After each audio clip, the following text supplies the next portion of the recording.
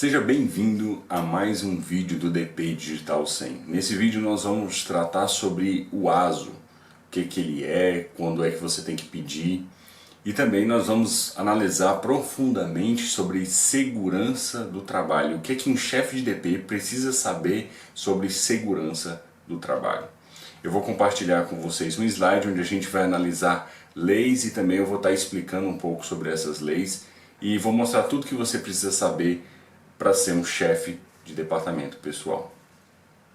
Bom, começando aqui o nosso primeiro slide, nós temos aqui o artigo 168 da CLT. O artigo 168 da CLT, ele trata da exigência do ASO, o exame médico.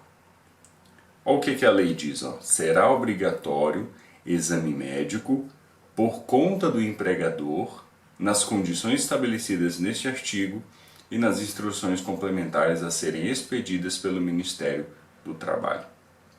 Então aqui já deixa claro para nós quem que tem que fazer o pagamento desse exame, o empregador. Então está a cargo dele, ou responsabilidade dele, enviar o funcionário para estar fazendo esse exame médico. E em que condições são necessárias para fazer esse exame médico? Aí temos três situações, ó. Na admissão do funcionário, na demissão e periodicamente. Então vou explicar cada um desses pontos, ó. Primeiro, o que é ASO? Então ASO é uma abreviação da frase Atestado de Saúde Ocupacional. E quando é que é preciso fazer esse ASO? Então, como a gente viu na lei ali atrás, nós vemos que no momento da admissão, então quando o funcionário ele entra na empresa, é obrigatório que ele faça esse ASO. Temos aí também os periódicos, que é quando o funcionário ele completa um ano de empresa. Então o colaborador já está com a empresa há um ano, ele deve fazer o periódico. Para que é exigido esse periódico?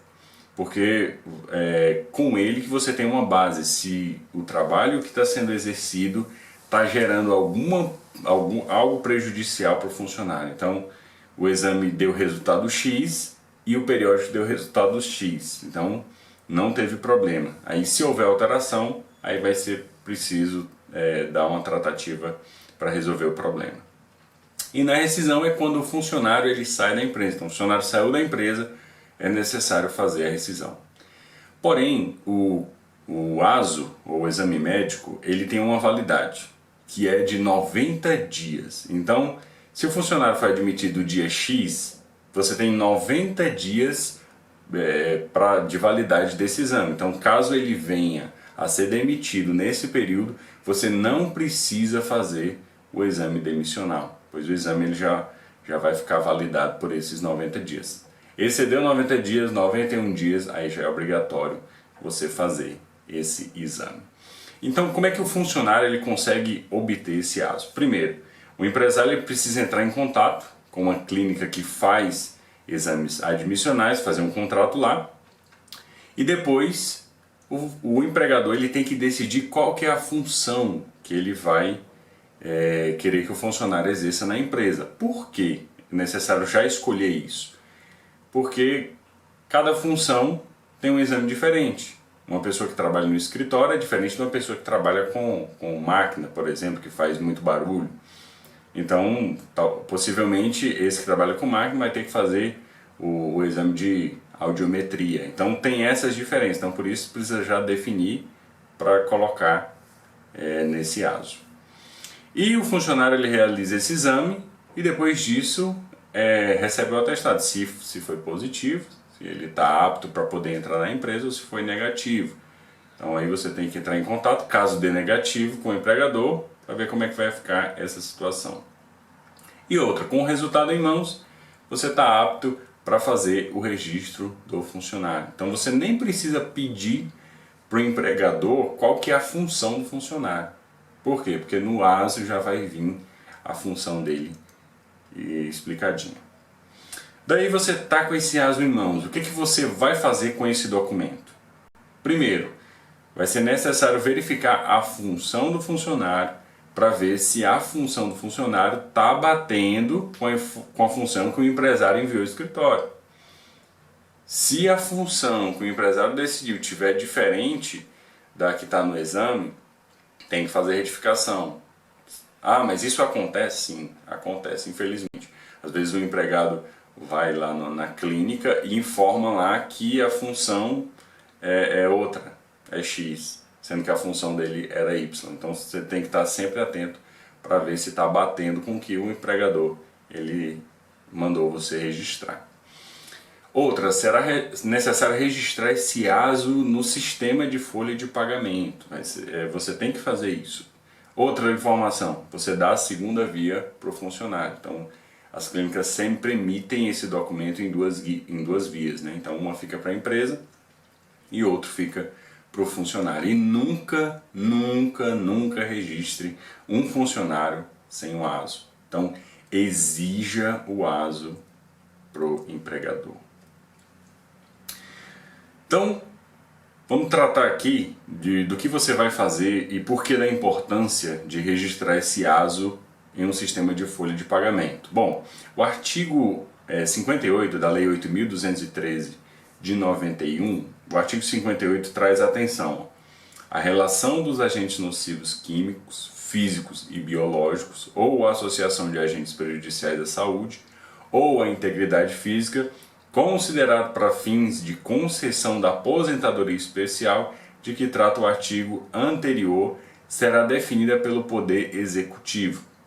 Então aqui a tratativa é aposentadoria especial. Então pessoas que trabalham com um certo grau de risco, elas podem se beneficiar dessa aposentadoria especial, elas podem ter benefícios por causa disso.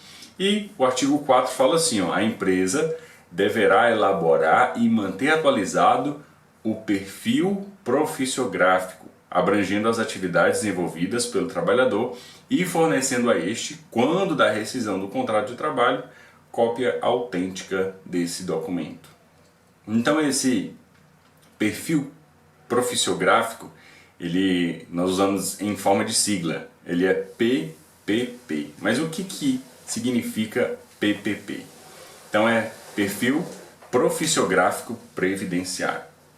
O que é isso? Ele é um documento formal onde é informado as características das condições do meio ambiente de trabalho com a respectiva interação de determinado empregado. O que deve ter neste PPP? Informações como dados administrativos da empresa do trabalho, também vai ter os registros ambientais, os resultados de monitoração biológica e, no final, responsáveis pela informação. Dentro desse documento, também estão todos os exames que o funcionário fez na sua carreira de empresa. Então, olhe o detalhe, por que você deve registrar os ASOs de forma correta e registrar no sistema? Porque essa informação vai para esse documento PPP. E esse documento é um documento confidencial, cada funcionário tem aí o seu. E aqui nessa imagem a gente pode ver mais ou menos como é esse formulário, né? Aqui está só a metade do formulário, só para vocês terem uma noção, né? Então a gente tem a seção 1, né? Como pede a lei, dos dados administrativos, aí vem aí o nome da empresa, vem a CAT, lotação tributária, a profissiografia, ao ponto 2, seção de registro ambiental. Então esse documento ele é preenchido. No seu folha de pagamento você vai apenas passar essas informações para o sistema e você pode emitir esse PPP rapidinho, com apenas um clique, se você tiver preenchido as informações corretas, né? E para que o PPP serve? Bom, ele traz benefício tanto para a empresa como também para o empregado. O PPP ele serve como meio de provar perante o INSS e outros órgãos, como a Justiça do Trabalho, no sentido de garantir o direito individual derivado da execução do trabalho, né? Então o funcionário ele pega esse documento para provar, ó, eu tenho direito à aposentadoria especial, está aqui o PPP que comprova isso, né? Por isso esse PPP tem que estar preenchido de maneira correta.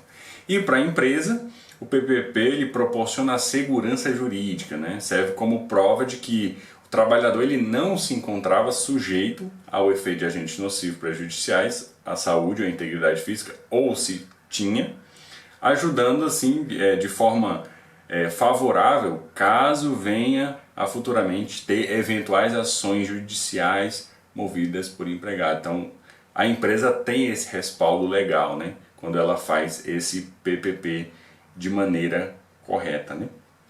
Então por isso é imprescindível fazer isso.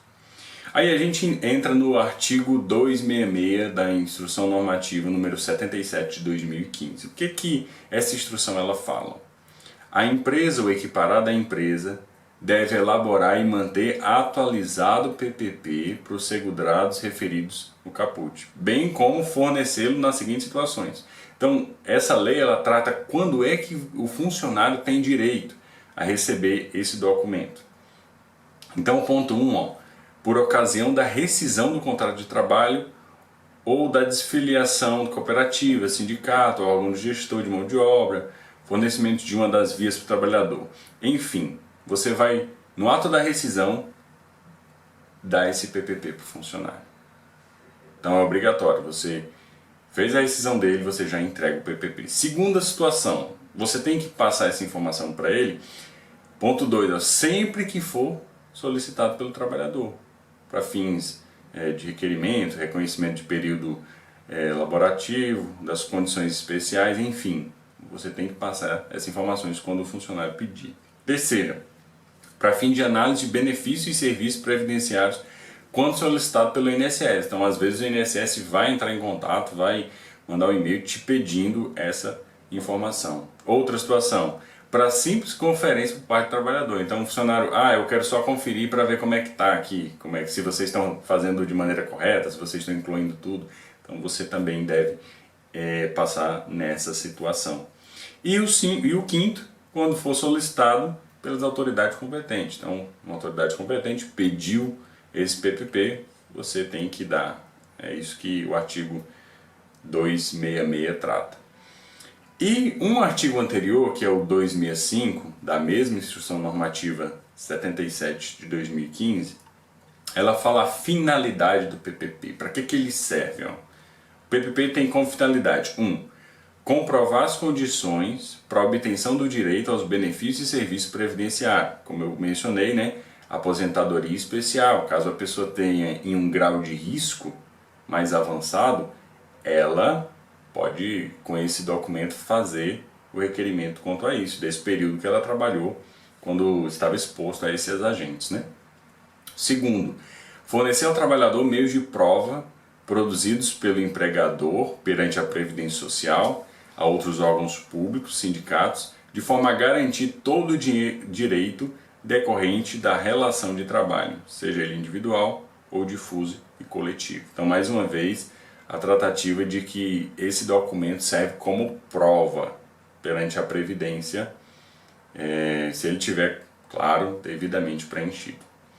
Terceiro ponto, fornecer à empresa meios de prova produzidos em tempo real, de modo a organizar e individualizar as informações contidas nele. Então essa aqui já fala no caso do empregador, né? O empregador ter essas informações, ter esse documento preenchido de forma correta, vai fornecer meios para que, caso em uma futura ação trabalhista, o empregador tenha provas, né, de que ele não trabalhava com nenhum agente nocivo. E o ponto 4, possibilitar aos administradores públicos e privados acesso à base de informações fidedignas como fonte primária de informação estatística e por aí vai. Então serve também para que seja fiscalizado, né, se a empresa está cumprindo de fato. E esse parágrafo único aqui eu incluí porque as informações que constam no PPP são de caráter privativo do trabalhador. Então, de nenhuma forma esse documento deve ser espalhado. Você viu que eu coloquei na foto no slide anterior em branco. Por quê? Porque eu não posso colocar nenhuma informação de ninguém. Então esse documento não pode ser compartilhado em redes sociais e por aí vai, que pode haver processos, né? Então temos que tomar muito cuidado com essa situação também. E se você observou, lá no artigo 266, falou de um programa de prevenção de risco ambiental. Então o que é esse programa de prevenção de risco ambiental, como a gente comumente chama de PPRA. E eu vou incluir aqui o PGR. O que é o PPRA e o que é o PGR, né? Então, as abreviações aqui, ó, Programa de Prevenção de Risco Ambiental, e o outro PGR, Programa de Gerenciamento de Riscos, né? A gente vai tratar cada um deles aqui. O PPRA é um programa que controlava antes os agentes químicos, físicos, biológicos no ambiente de trabalho. E esse PPRA foi substituído pelo PGR, que agora é o Programa de Gerenciamento de Risco. Então, se você não conhecia o PPRA, agora você está dando oi para ele e tchau, que ele vai ser substituído pelo PGR. E muitos do departamento pessoal nem sabem dessa mudança, nem sabem que o PPRA vai ser substituído pelo PGR. Então, já estou passando para você aqui de antemão o que significa já essa nova obrigação do PGR. Então, PGR é uma sigla que significa Programa de Gerenciamento de Risco. E qual que é a diferença dele para o PPRA? Bom, ele é um programa bem mais amplo do que o PPRA. Ele vai englobar todos os riscos ocupacionais. Então, enquanto o PPRA ele tinha como objetivo o gerenciamento ali dos riscos ambientais, como por exemplo físico, químico e biológico, ficava de fora os riscos ergonômico, mecânico e de acidente. Porém, a NR9 ela continua em vigor, mas ela passa a tratar de forma mais específica a metodologia para identificação, para avaliação de exposição dos trabalhadores a esses riscos ambientais, mais precisamente aos agentes químicos, físicos e biológicos, bem como do controle de cada um desses riscos. Então, já que ela é a novidade, nós vamos explicar do que consiste o PGR, esse Programa de Gerenciamento de Riscos. Então, como vimos, o PPRA ele abordava apenas riscos químicos, ambientais e físicos. Agora, com o PGR, vão ser incluídos os mecânicos de acidente e os ergonômicos. E todos os setores empresariais, independente da atividade que a empresa tenha, elas estão obrigadas ao programa. Isso inclui entidades sem fins lucrativos, órgão de administração pública que seja regido pela CLT. E esses documentos devem ser elaborados por profissionais habilitados em segurança do trabalho. Então não é simplesmente um funcionário, não é simplesmente um empregador que faz esse documento, é um técnico em segurança do trabalho que você vai ter que contratar para fazer isso. Mas detalhe, o MEI, microempreendedor individual, ele está desobrigado a elaborar o PGR, então o MEI está tendo esse benefício. E as MEs e EPPs que não tiverem o grau de risco 1 e 2, se for acima disso, né, risco 3, por aí vai, está dispensado. Porém, devem informar isso de forma digital. Possivelmente vai ser o evento 2240, que é Condições Ambientais do Trabalho e Agentes Nocivos. É um evento que é enviado ao E-Social. Então, possivelmente, não sabemos ainda, mas possivelmente vai ser esse evento que vai estar tratando essas informações. Mas por que esse programa PGR ele foi criado? Bom, primeiro ponto, para evitar risco ocupacional que possam ser originados do trabalho. Então é para prevenir uma doença que pode ter decorrido por causa do trabalho. Segundo, é identificar os perigos e possíveis lesões ou agravos à saúde. Então até nesse ponto de lesão, né? A pessoa trabalha e ela tem um grande risco de se lesionar, então esse programa antecipa isso. Olha, o ponto 3, avaliar o risco ocupacional indicando o nível de risco. Então vai ter parâmetros, né? Vai ter níveis que vão ser tratados de forma diferente. Ponto 4, classificar os riscos ocupacional para determinar a necessidade de adoção de medidas de prevenção, né? Então ele vai ser bem mais amplo, né? Vai ser a prevenção, é isso que ele vai tratar, para que a pessoa de nenhuma forma venha a ficar doente ou tenha algum acidente de trabalho. E ponto 5, implementar medidas de prevenção de acordo com a classificação de risco e em ordem de prioridade. Então vai ter isso, né? Aqueles que têm mais risco vão ser sempre tratados com prioridade. E o ponto 6, acompanhar o controle desses riscos ocupacional. Então o objetivo, em resumo, principal do programa é que o funcionário não venha a ter problema de saúde por causa do trabalho. Nós sabemos que a vida é o bem mais importante, então com certeza nenhum empresário quer ficar com peso na consciência de não ter seguido aqui o programa, se beneficiado de tudo isso e ficar com peso na consciência caso o funcionário venha a se acidentar. Então esse programa beneficia as empresas, caso as empresas não tenham esse programa, e foi provado que o motivo do acidente do funcionário ou a doença dele foi por negligência do empregador, o empregador é responsável pelo acidente de trabalho. E ele vai responder isso de forma civil. O descumprimento do programa pode acarretar em danos psicofisiológicos do trabalhador, que a gente sabe que são tipificados pelo Código Penal como crime. Então, que sujeita ao empregador as penalidades previstas nessa lei. Então pode ser caracterizado como um crime também, se você não tiver esse programa aqui na sua empresa. Então, a gente viu aqui que o PGR, o objetivo dele, a substituição dele é para tratar de forma específica, é ajudar de forma específica.